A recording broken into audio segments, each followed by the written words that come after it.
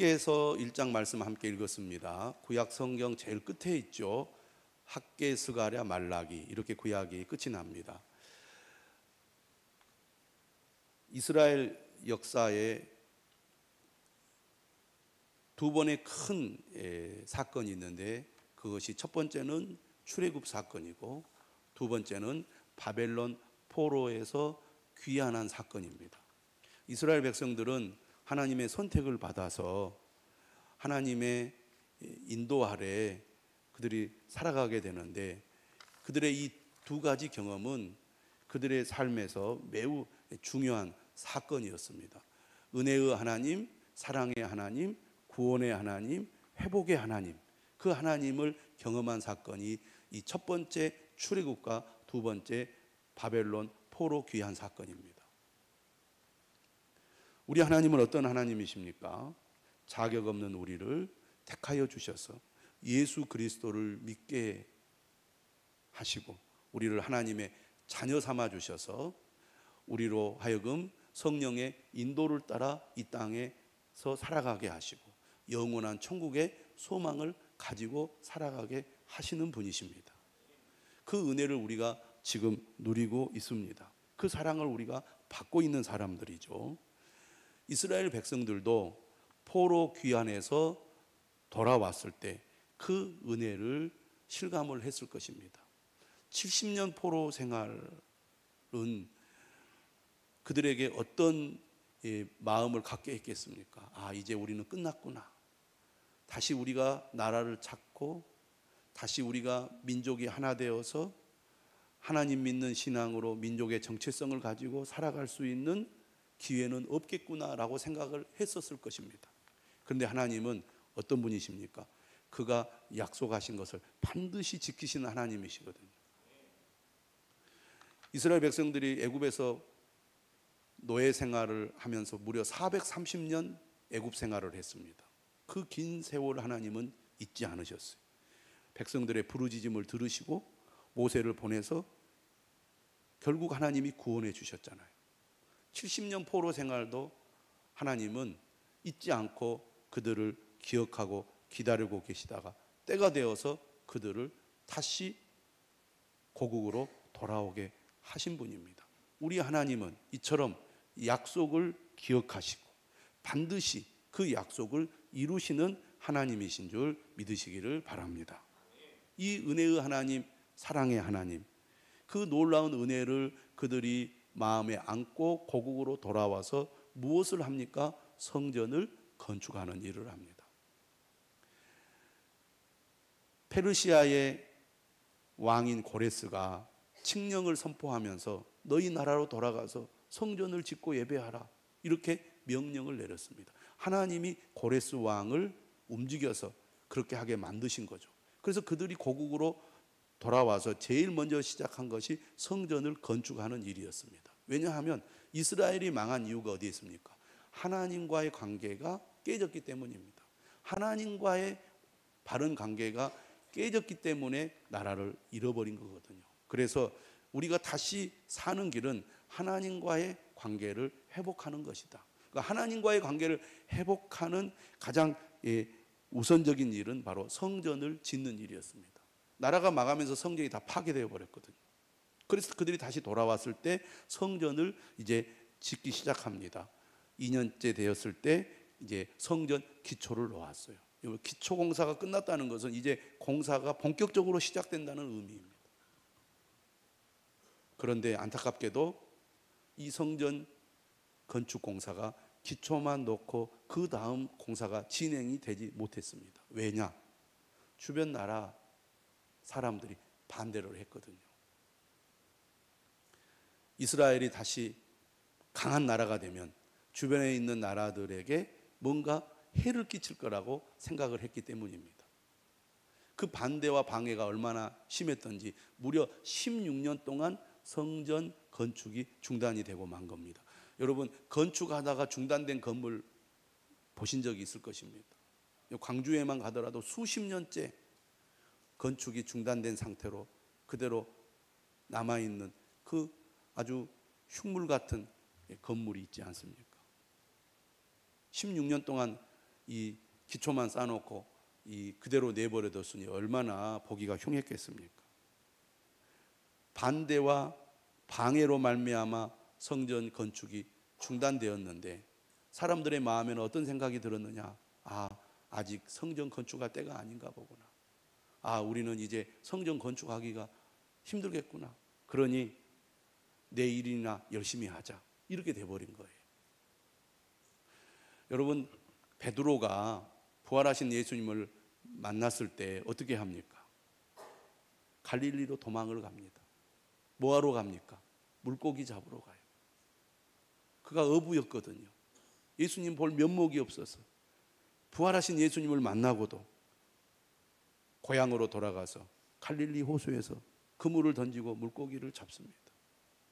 지금 이스라엘 백성들도 성전 건축이라는 중요한 사명을 그들이 갖고 돌아왔음에도 불구하고 환경이 받쳐주지 않으니까 그것을 그냥 포기해버리고 자기 일에 몰두함으로 자기 그 하나님의 사명을 잊어버리려고 했던 것입니다. 이때에 하나님이 선지자 학개를 통해서 말씀을 하시는 거예요. 뭐라고 말씀하시느냐? 자, 4절 한번 읽어보겠습니다. 같이 시작. 이 성전이 황폐하였거늘 너희가 이때에 판벽한 집에 거주하는 것이 옳으냐. 여기서 판벽한 집이라는 것은 지금으로 말하면 좋은 집입니다. 좋은 집. 그러니까 성전 건축은 내팽개쳐 버리고 너희 집을 열심히 짓고 잘 지어서 너희 각자의 삶을 그냥 열심히 사는 데만 몰두하는 것이 지금 옳은 일이냐라고 하나님이 책망을 하고 있는 겁니다. 그들은 2절에서 그렇게 말하잖아요. 여호와의 전을 건축할 시기가 이르지 아니하였다. 지금 우리는 성전을 건축할 때가 아니니까 그저 내일이나 열심히 해야 되겠다라고 그들이 생각을 했던 것 같습니다. 그런데 하나님은 이 부분에 대해서 문제를 제기하신 거예요. 성전이 황폐해졌는데 너희는 지금 너희들 집만 잘 지어서 너희 먹고 사는 일에만 관심을 두고 사는 것이 이게 올바른 일이냐? 이렇게 하나님이 책망을 하시면서 뭐라고 5절에서 얘기를 하느냐? 이렇게 얘기합니다. 따라서 합시다. 너희는 너희의 행위를 살필지니라. 무슨 얘기입니까? 지금 너희가 뭘 잘못하고 있는지, 무엇 때문에 지금 이런 일이 일어났는지, 그리고 어떻게 그러면 해야 되는지를 곰곰이 생각하라 그 말입니다. 그래서 살피다 그 말은 마음에 깊이 두고 생각하라 그런 얘기입니다. 우리가 잘못된 길로 갔을 때 하나님은 우리에게 말씀을 하십니다. 하나님이 말씀하시면 우리는 그 말씀을 듣고 깊이 생각하고 우리 자신을 돌아보는 그 시간을 꼭 가져야 됩니다. 여러분, 우리의 삶이 너무 분주하다 보면 지금 내가 어디로 가고 있고 무엇을 하고 있는지 그 방향을 잃어버리고 또 목적을 잃어버리고 살아갈 때가 많이 있습니다. 이때 우리가 하나님의 말씀을 들어야 됩니다. 하나님 우리에게 뭐라고 하시느냐? 너희 자신을 좀 돌아보라. 자기를 성찰하라. 이렇게 말합니다. 우리가 하나님 앞에 나와서 예배를 드리고 말씀을 듣는 목적은 여러 가지가 있지만 그 중에 하나가 뭐냐면 자기를 성찰하는 시간을 갖는 거예요. 하나님의 말씀 앞에서. 지금 내가 어디에 있지? 뭘 하고 있지? 내가 뭘 지금 잘못하고 있지? 어떻게 해야 되지? 자기를 돌아보는 시간이 필요합니다. 여러분, 1년을 지금 우리가 보내면서 지금 11월이 다 가고 있습니다. 11개월을 보냈어요. 11월은 수학의 계절이죠. 우리가 이제 한 달 정도 1년이 남았지만 이 시간 때에 지난 11개월을 어떻게 살았는지 돌아보는 시간을 꼭 갖기를 바랍니다. 내가 금년에 어떤 목표를 가지고 또 어떤 다짐으로 한 해를 출발했는가? 그리고 지난 12개월 동안 나는 어떻게 살아왔는가? 하나님 보실 때 내 삶에 문제는 없는가? 하나님이 내게 원하시는 것이 무엇인가를 돌아보는 시간을 가져야 할 것입니다. 자기를 성찰하는 시간이 우리의 삶을 더욱 풍요롭게 하고 우리의 방향을 바르게 세운다고 저는 믿습니다. 오늘 하나님 그렇게 말하는 거예요. 너희는 너희의 행위를 살필지니라. 오늘 두 번에 걸쳐서 그 말을 해요. 7절에도 똑같이 말씀하시죠. 너희는 자기의 행위를 살필지니라. 가던 길을 멈추고 너의 자신을 돌아보라. 너의 삶을 돌아보라. 이렇게 말씀하시는 거예요. 왜 그렇게 말씀하시는가? 이유가 있습니다. 자, 6절을 한번 읽어보겠습니다. 다 같이. 자, 시작. 너희가 많이 뿌릴지라도 수확이 적으며 먹을지라도 배부르지 못하며 마실지라도 흡족하지 못하며 입어도 따뜻하지 못하며 일꾼이 삭슬 받아도 그것을 구멍 뚫어진 전대에 넣음이 되느니라. 할렐루야. 뒤에 히타를 좀 꺼주시면 좋을 것 같아요. 양쪽으로. 예. 조금 이렇게 차가워야 안 졸리거든요. 자, 6절은 이렇게 얘기를 하고 있습니다. 열심히 일을 하고 있는데 삶이 행복하지가 않다는 겁니다. 열심히 수고하고 애를 쓰는데 의외로 열매가 없어요. 해야 할 일은 많은데 늘 내 마음은 피곤합니다. 교회 나와서 예배를 드리는데도 왠지 하나님이 멀게 느껴진다는 것입니다. 왜 내 삶에 이런 문제가 생겼는가? 하나님은 너희 자신을 살피라 이렇게 말씀하고 있습니다. 그러면서 9절에 이렇게 얘기를 해요. 9절에. 자, 9절, 10절, 11절 또 한번 읽어보겠습니다. 자, 시작. 너희가 많은 것을 바랐으나 도리어 적었고 너희가 그것을 집으로 가져갔으나 내가 불어버렸느니라. 나 만군의 여호와가 말하노라. 이것이 무슨 까닭이냐? 내 집은 황폐하였으되 너희는 각각 자기의 집을 짓기 위하여 빨랐습니다. 하나님의 성전은 중단되고 지어지지 못하고 있는데 자기의 집을 짓기 위하여 빨랐다. 그 일에만 너무 열심을 내고 몰두했다 그런 얘기입니다. 그렇기 때문에 하나님께서 어떻게 했느냐? 하고 불어버렸다는 것입니다. 한마디로 말하면 하나님의 백성들의 삶을 흔들어 놓으신 거죠. 9절의 말씀대로 우리가 많은 것을 바라고 노력을 기울였지만 결과적으로 보니까 적은 것밖에 남질 않았어요. 그리고 그것조차도 내가 집으로 가져갔는데 하나님이 확 불어가지고 없애버리셨다는 거예요. 여러분, 금년 한 해 하나님의 은혜로 모든 것이 풍족하고 넉넉하여 감사가 넘치십니까? 대답을 안 하시는데. 여러분, 하나님의 은혜와 복으로 여러분의 삶이 충만하십니까? 예. 여러분이 금년 한 해 모든 일이 잘 되고 계획하고 원하는 대로 좋은 결과를 얻었다면 하나님이 여러분에게 그런 은혜를 주신 줄 믿으시기를 바랍니다. 그런 분들도 있을 거예요. 그런데 반면에 오늘 9절의 말씀대로 많은 것을 바랐지만 도리어 적었고 그것을 집으로 가져갔지만 다 사라져버리는 그런 상태에 있는 분들도 있을 것입니다. 자, 10절, 11절도 한번 읽어보겠습니다. 시작. 그러므로 너희로 말미암아 하늘은 이슬을 그쳤고 땅은 산물을 그쳤으며 내가 이 땅과 산과 곡물과 새 포도주와 기름과 땅의 모든 소산과 사람과 가축과 손으로 수고하는 모든 일에 한재를 들게 하였느니라. 누가 이 일을 하셨다는 거예요? 하나님. 하나님이 흔들어 버렸다는 거죠. 하나님이 불어버렸다는 것입니다. 시편 127편 1절에서 2절에 이런 말씀이 있습니다. 우리가 잘 아는 구절이죠.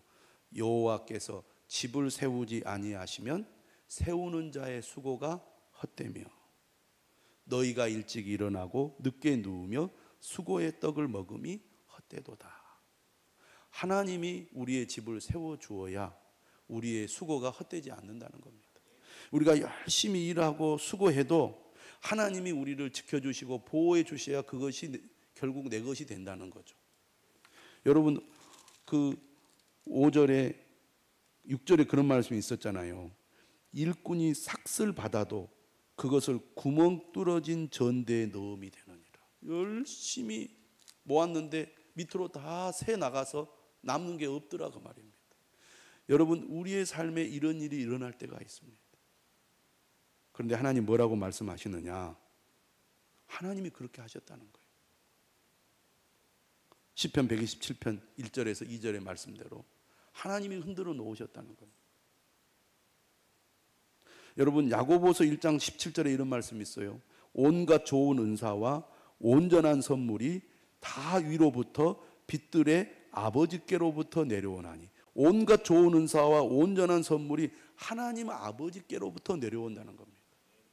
여러분 우리가 잘 되고 우리가 건강하고 우리가 복되고 우리 자녀들이 잘 되는 거 하나님이 우리에게 은혜 주시고 복을 주셔야 우리가 누리게 되는 줄 믿으시기를 바랍니다. 우리는 열심히 노력하고 애를 씁니다. 자녀를 양육하는데도, 또 우리의 살림살이를 더 나아지게 하는데도, 또 내가 하는 모든 수고와 노력, 여러분들이 얼마나 힘을 내어 그 일에 노력을 기울이십니까? 그런데 오늘 하나님 분명하게 말씀하세요. 온갖 좋은 은사와 온전한 선물이 다 위로부터 빛들의 아버지께로부터 내려온다고. 근데 하나님이 그런 은혜를 주시지 않으니까 지금 이 이스라엘 백성들이 너무나 어려운 상황에 처해 있습니다. 아무리 부으면 뭐합니까? 밑으로 다 새버리는데. 그런데 무엇 때문에 그렇게 됐다고 말합니까? 9절에 내 집은 항폐하였으되 너희는 각각 자기의 집을 짓기 위하여 빨랐습니다. 그러니까 말로는 아직 성전을 건축할 시기가 이르지 않았다고 말합니다. 그런데 주님은 그렇게 말하지 않아요. 자기 집을 짓는 데는 열심이지만 하나님의 집을 짓는 데는 너무 무관심했다라고 말합니다. 이건 뭘 얘기하는 겁니까? 지금 우선순위에 문제가 있다, 이렇게 말씀하고 있는 겁니다. 하나님은 우리가 열심히 일하지 말라, 하나님 너희 일은 나중에 하고 하나님 일만 열심히 하라, 그런 말씀이 아닙니다. 우선순위를 바르게 정하라, 그런 얘기입니다. 여러분 예수님께서 똑같은 말씀하셨어요. 그래서 오늘 하나님께서 내린 해결책은 뭡니까? 8절입니다. 같이 읽어보겠습니다. 시작. 너희는 산에 올라가서 나무를 가져다가 성전을 건축하라. 그리하면 내가 그것으로 말미암아 기뻐하고 또 영광을 얻으리라. 여호와가 말하였느니라. 무슨 얘기입니까? 우선순위를 바르게 세워라, 그 말입니다. 우선순위를 바르게 세워라. 예수님께서도 똑같은 말씀을 하셨어요. 마태복음 6장 33절에 뭐라고 말합니까? 너희는 먼저 그의 나라와 그의 의를 구하라. 따라서 합시다. 너희는 먼저 그의 나라와 그의 의를 구하라. 마태복음 6장 33절에서 중요한 단어가요, 먼저라는 단어입니다. 열심히 일하지 말라는 것이 아닙니다. 수고하지 말라는 것이 아닙니다. 먼저 그의 나라와 그의 의를 구하라. 그리하면 이 모든 것을 너희에게 더하시리라. 하나님의 말씀은 상식적으로 볼 때는 이해가 잘 안 됩니다. 여러분 지금 내 삶이 힘들고 어려우면 그 문제를 해결하는 것이 먼저잖아요. 그런데 예수님이 이렇게 얘기했어요. 6장 25절에 목숨을 위하여 무엇을 먹을까, 무엇을 마실까, 몸을 위하여 무엇을 입을까 염려하지 말라. 여러분 사람이 살아가는데 무엇을 먹을까, 무엇을 마실까, 무엇을 입을까, 그거보다 더 급하고 우선적인 일이 어디에 있습니까? 삶의 기본적인 문제가 우리가 갖춰지고 해결되어야 그 다음에 다른 일도 하죠.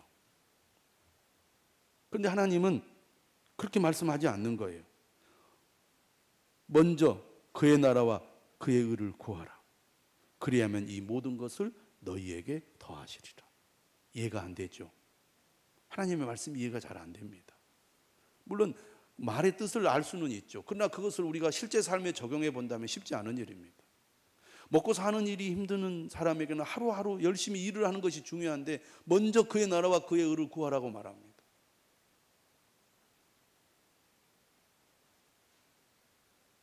쉬운 일은 아니죠.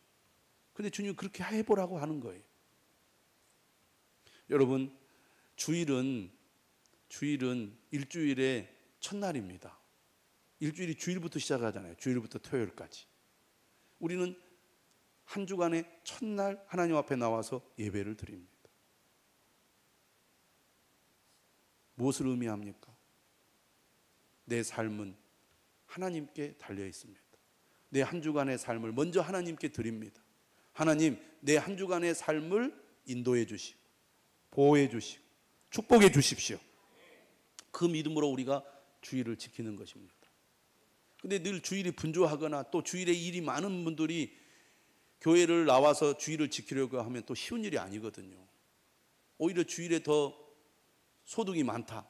그러면 주일을 내가 포기하고 하나님 앞에 예배 드리는 일이 믿지 않는 사람들에게 쉬운 일이겠습니까? 쉽지 않다고 말입니다. 그러나 주님은 말씀합니다. 너희는 먼저 그의 나라와 그의 의를 구하라. 왜? 모든 좋은 것들이 하나님으로부터 내려오기 때문입니다. 오늘 본문도 그렇게 이야기하잖아요. 산에 올라가서 나무를 가져와다가 성전을 건축하라. 그리하면 내가 그것으로 말미암아 기뻐하고 또 영광을 얻으리라. 여러분, 하루를 시작하면서 믿음의 사람들은 먼저 하나님께 기도합니다. 하나님의 말씀에 귀를 기울이고 기도합니다. 왜요? 하나님, 오늘의 삶을 하나님께 맡깁니다. 나를 인도해 주십시오. 나를 도와주십시오. 내 삶에 복을 내려 주시옵소서. 이 믿음으로 우리는 하루를 시작합니다. 이 믿음을 가지고 우리가 기도하면서 하루를 시작하는 거예요. 그것이 너희는 먼저 그의 나라와 의를 구하는 것입니다. 여러분, 우리가 삶을 살아가면서 가정일이 얼마나 중요합니까? 가족을 돌보는 일이 얼마나 중요합니까? 또 여러분 직장이나 사업이나 여러분의 일터가 얼마나 중요합니까? 학생들에게 공부하는 일이 얼마나 중요합니까? 그런데 주님 말씀합니다. 너희는 먼저 그의 나라와 그의 의를 구하라. 하나님이 내게 무슨 말씀을 하시는지 날마다 말씀에 귀를 기울입니다. 하나님의 도우심을 구하고 오늘도 하나님 나를 도와달라고, 한 주간도 나를 도와달라고 기도합니다. 이것이 너희는 먼저 그의 나라와 의를 구하는 삶입니다. 뿐만 아니라 우리가 가족을 돌보고 열심히 일하는 것도 중요하지만 교회를 섬기는 일, 또 믿음이 약하거나 어려운 가운데 있는 성도들을 돌보고 그들을 격려하고 그들을 위해서 눈물로 기도하고 그들과 함께 하는 일, 나는 그 일이 중요합니다. 어떻게 보면 자기 일보다 주님을 섬기고 교회를 섬기고 다른 사람들을 섬기는 일을 귀하게 여기는 사람에게 하나님이 은혜를 주신다고 약속하고 있습니다. 여러분 아까 영상 보셨잖아요. 주영훈 씨, 목사님 아들입니다. 그분이 새롭게 하소서 늘 이렇게 사회를 보면서 느낀 점이라는 거예요. 목사님들이나 선교사님들이 주님의 나라와 의를 구하는 것 때문에 가족이 희생당하는 경험들을 많이 했는데 그것 때문에 가슴 아팠는데 결과적으로 보니까 주님의 말씀대로 그리하면 이 모든 것을 너희에게 더하시리라. 그렇게 하셨다는 거예요. 하나님의 말씀은 순종하지 않으면 경험할 수가 없습니다. 하나님 말도 안 됩니다. 지금 내가 곧 죽게 생겼는데 너희는 먼저 그의 나라와 그의 의를 구하라고 하나님 너무 하시지 않습니까? 하나님 너무 하나님 위주 아니에요? 하나님 너무 이기적이잖아요. 그렇게 말할 수 있는데 하나님은 오히려 그것이 너희가 살 길이라고 말합니다. 오늘 하나님께서 이스라엘 백성들을 향해서도 그렇게 얘기하는 거예요. 너희는 산에 올라가서 나무를 가져다가 성전을 건축하라. 산에 올라가라 그 말은 헌신의 장소로 다시 나와라 그 말입니다. 나무를 가져오라 그 말은 주님께 시간과 마음을 다시 드려라 그 말입니다.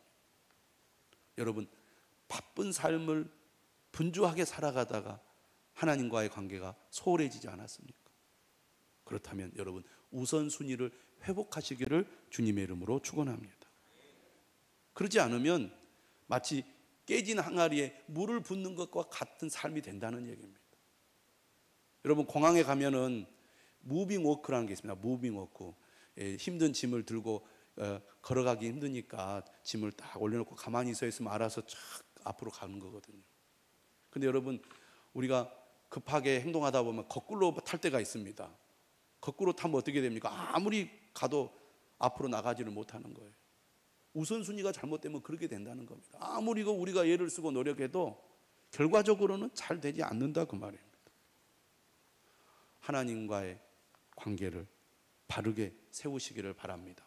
우선순위를 하나님께 두시기를 바랍니다. 이렇게 하나님께서 학개 선지자를 통해서 이스라엘 백성들에게 말씀하셨을 때 이스라엘 백성들이 어떻게 반응합니까? 오늘 12절 이하의 말씀을 보면요, 그들은요 즉각적으로 하나님의 말씀에 순종합니다. 자, 12절 한번 같이 읽어보겠습니다. 시작. 스알디엘의 아들 스룹바벨과 요사닥의 아들 대제사장 여호수아와 남은 모든 백성이 그들의 하나님 여호와의 목소리와 선지자 학개의 말을 들었으니 이는 그들의 하나님 여호와께서 그를 보내셨습니다. 백성이 다 여호와를 경외하며, 하나님을 경외한다는 것은 곧 그들이 하나님의 말씀에 귀를 기울이고 그 말씀을 따랐다는 것을 의미합니다. 16년 동안이나 중단되었던 성전 건축이 무료가 아니죠. 고작 24일 만에 다시 재개하게 됩니다. 오늘 본문 1절을 보십시오. 1절 보시면 하나님의 말씀이 임한 때가 언제냐면 여섯째 달 초하루입니다. 6월 1일에 하나님의 말씀이 임했어요. 그러면 성전 공사가 언제 다시 시작되었습니까? 15절 보십시오. 6월 24일입니다. 16년 동안이나 중단되었던 성전 건축이 24일 만에 다시 시작이 된 거예요. 그들이 하나님의 말씀에 순종했기 때문입니다. 그럼 어떻게 이런 일이 일어나느냐? 그들이 하나님의 말씀을 귀 기울여 들었다는 것입니다. 하나님의 은혜가 임하려면 무엇보다도 먼저 하나님의 말씀에 귀를 기울여야 됩니다. 근데 우리가 하나님의 말씀을 듣기를 싫어해요. 그러니까 하나님이 더 멀어지는 겁니다. 은혜의 자리로 나오십시오. 어떤 분들은요, 은혜 받을까 봐 두려워서 은혜의 자리로 안 나오는 분들이 있습니다. 은혜 받으면 열심히 할 것 같으니까, 은혜 받으면 헌신할 것 같으니까 두려워서 아예 은혜의 자리로 안 나오는 분들이 있습니다. 고의로 말씀의 잔치를 열어도 안 나와요. 제가 볼 때는 바빠서 또 일이 있어서 안 나오는 분들도 있겠지만 나는 절대로 은혜 받는 자리로 안 나가겠다 다짐하는 분들도 있는 것 같아요. 그건 하나님이 주시는 생각이 아닙니다. 하나님은 우리가 은혜 받기를 원하고 말씀을 듣기를 원해요. 말씀에 귀를 기울였더니 하나님 이렇게 말씀하십니다. 한번 따라서 합시다. 내가 너희와 함께 하노라. 13절의 말씀이에요. 여호와가 말하노니 내가 너희와 함께 하리라. 여러분, 하나님이 우리와 함께 할 때 우리의 삶이 형통할 줄 믿으시길 바랍니다. 문제가 해결될 줄로 믿으시기를 바랍니다. 하나님이 함께 하지 않으면 안 된다 그 말이에요. 그런데 그들이 어떻게 순종하게 되었느냐? 14절 보시기 바랍니다. 14절 이렇게 되어 있어요. 여호와께서 모든 백성의 마음을 감동시키시매. 여러분, 우리가 하나님의 말씀에 귀를 기울일 때 하나님이 우리와 함께 하셔서 우리의 마음을 감동시키십니다. 하나님이 우리의 마음을 감동시킬 때 우리가 움직이게 될 줄로 믿으시기를 바랍니다. 하나님이 우리의 마음을 감동시키셔야 돼요. 그랬더니 그들이 여호와 그들의 하나님의 전 공사를 시작하게 된 것입니다. 여러분, 오늘 우리의 성전을 다시 세울 때입니다.